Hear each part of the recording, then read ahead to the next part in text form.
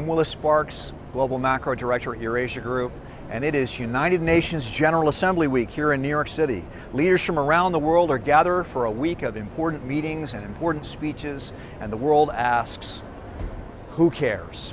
Actually, New Yorkers care a lot because with all of the added security around this building, you got an epic traffic nightmare all over New York City. Everybody's backed up. If you really want to know about the UN General Assembly, ask a cab driver in New York City and you'll get an earful. And you know, most of the time the UN seems pretty dysfunctional. Scandals, stories about waste and endless bureaucracy, and the big countries vetoing each other's plans so nothing ever gets done, etc., etc., etc. But it's easy to be cynical. But the reality is that there are agencies of the United Nations that are doing some really important work in helping people who really need it. Like, for example, feeding tens of millions of hungry people in dozens of countries around the world. That's what the World Food Program does. Like working on the front lines of the fight against malaria, Ebola, the Zika virus, HIV. That's what the World Health Organization does.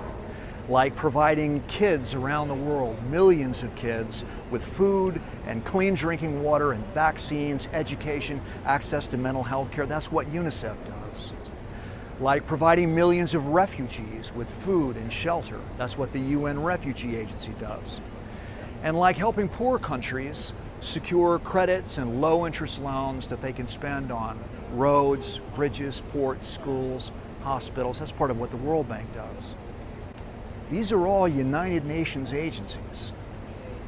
They're doing important work that the world needs done. So here's the thing.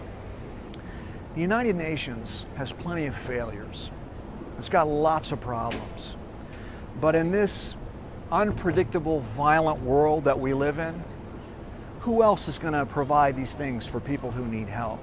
Who is going to do this work that the world needs done? Something to think about while you're stuck in traffic.